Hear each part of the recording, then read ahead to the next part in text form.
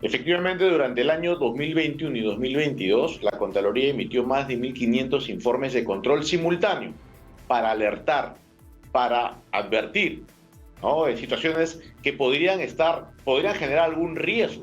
En este caso, se les advirtió pues, que no se había aprobado este plan de prevención y reducción de riesgo de desastres tan importante y evidentemente el 84% de estas situaciones adversas no han sido levantadas hacia la fecha. Por esa razón observamos con dolor, con pesar, las cosas que están pasando actualmente, ¿no?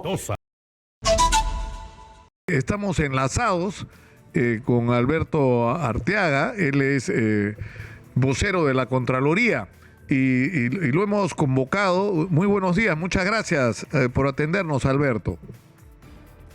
Buenos días, Nicolás, qué gusto estar aquí en tu programa. Nos ha llamado mucho la atención la nota de prensa que han emitido ustedes, en el sentido de que ustedes emitieron 1.528 alertas o llamados de atención sobre riesgos a gobiernos regionales y locales en el país entre los años 2021 y 2022. Es decir, advertencias sobre la necesidad de tomar medidas, pero que 1.496 de las municipalidades provinciales y distritales no aprobaron ningún plan de prevención de desorden, de desastre, pese a las advertencias. ¿Por qué no nos explica, por favor, qué fue lo que pasó acá? Nicolás, primero quiero empezar la participación expresando la solidaridad de la Contraloría General de la República con todos nuestros compatriotas en las zonas afectadas que están pasando momentos muy difíciles. Y por esa razón la Contraloría ha puesto a disposición, en el marco de sus competencias, al equipo auditor para poder ayudar en la estrategia de control que vamos a conversar seguramente a continuación. Sí, comencemos por esto. Ustedes emiten estas alertas de riesgo. ¿En qué consisten estas alertas? ¿Qué es lo que le dicen ustedes a los gobiernos provinciales, regionales y locales? Efectivamente, durante el año 2021 y 2022, la Contraloría emitió más de 1.500 informes de control simultáneo para alertar, para advertir, ¿no?, de situaciones que podrían generar algún riesgo. En este caso, se les advirtió pues, que no se había aprobado este plan de prevención y reducción de riesgo de desastres tan importante y evidentemente el 84% de estas situaciones adversas no han sido levantadas hacia la fecha. Por esa razón observamos con dolor, con pesar, las cosas que están pasando actualmente, ¿no? No obstante, es importante mencionar que el plan de prevención de riesgos y desastres lo que ayuda es a identificar los posibles riesgos y con ello poder tomar las medidas necesarias y oportunas para evitar cualquier desastre, ¿no? Ahora, ustedes llaman la atención con respecto a algunos datos, ¿no? O sea, por ejemplo, entre los años 2021 y 2022, el presupuesto destinado a la reducción de vulnerabilidad y atención de emergencias por desastres asignado a los gobiernos locales y regionales ascendió a 2.588 millones, de los cuales solo se ha ejecutado poco menos del 70%, es decir, que había un 30% que no se gastó. Ahora, la pregunta es si esos fondos son suficientes y si se usaron de la manera adecuada aquellos fondos que se usaron, porque cuando vemos lo que está pasando ahora, uno tiene la sensación de que no se ha hecho prácticamente nada o en todo caso se ha hecho muy poco, ¿no?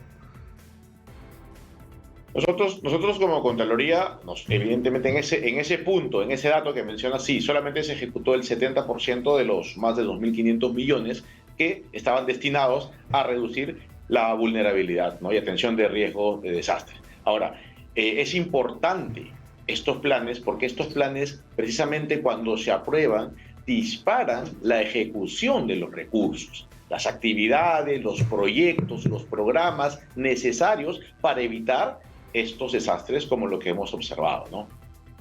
Ahora, el tema es que esto es lo que sorprende también de las cifras, es que en relación a los gobiernos regionales, ustedes dicen que ha habido observaciones que pese que ustedes han advertido, estas no han sido corregidas. Es decir, que ha habido Es decir, a lo que quiero ir es que ahora estamos pagando las consecuencias. Entonces uno se pregunta, oiga, ¿y por qué no lo hicieron?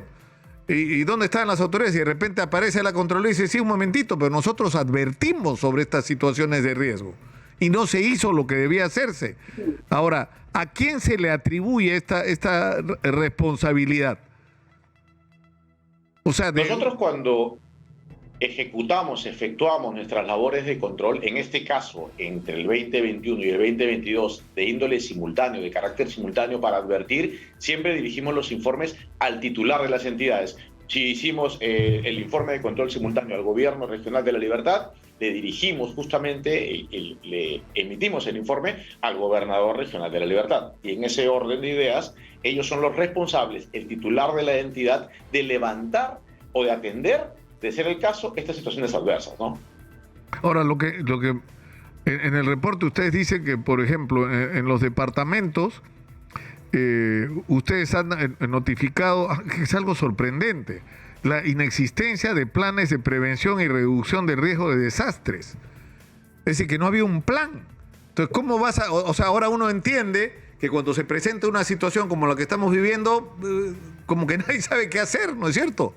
Empiezan a improvisar, a ir corriendo de un barrio a otro, ahí donde las cosas están más críticas, pero no se activa un plan y resulta que no se activa el plan porque el plan no existe, porque no se hizo. Eso fue lo que ustedes encontraron.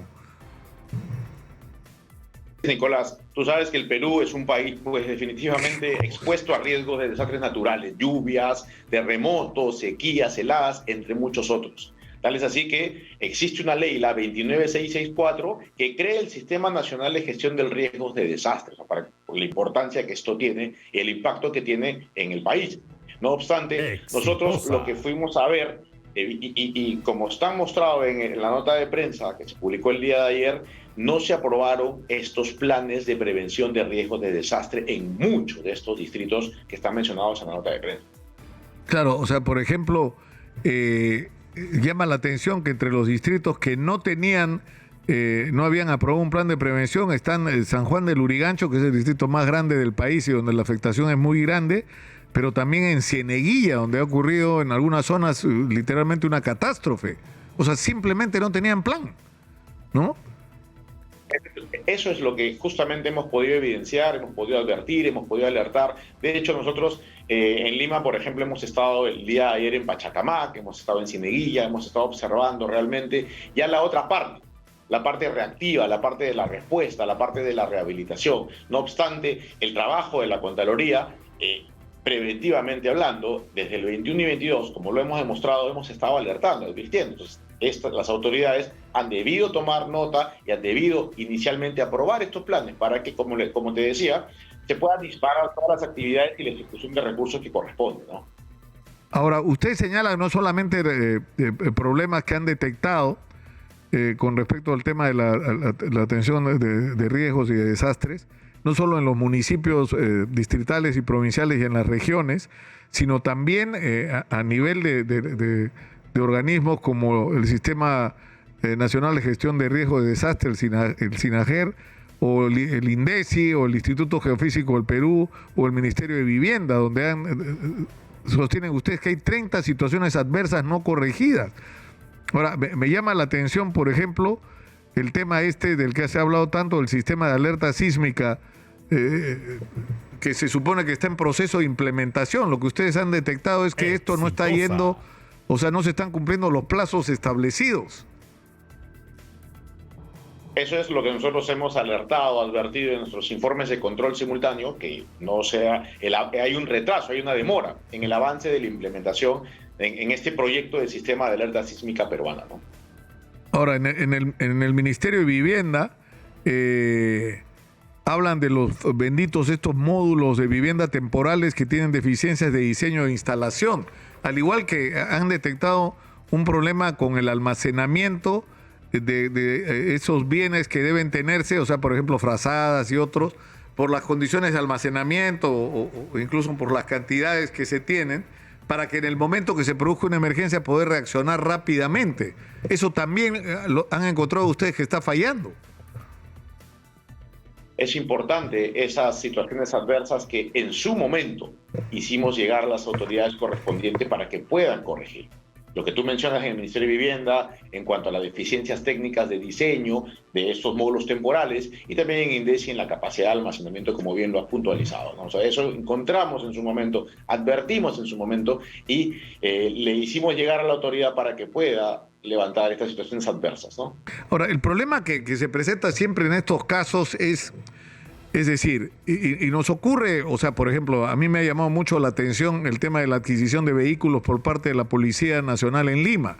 O sea, la Contraloría General de la República dice, oigan, esa licitación está mal, el organismo que lo convoca no está inscrito, ¿no es cierto?, en el organismo supervisor de contrataciones del Estado, las personas que lo están convocando no son las adecuadas, han cambiado los motivos de la convocatoria, cosa que es desde el punto de vista legal improcedente.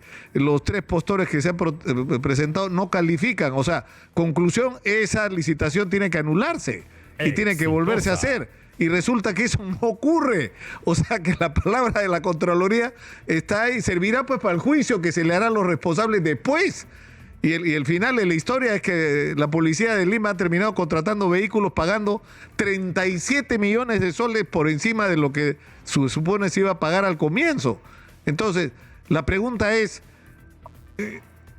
decir, ¿qué nos hacemos con los reportes de la Contraloría? ¿Por qué no pueden tener un efecto más eficiente desde el punto de vista de corregir las advertencias que la Contraloría está haciendo?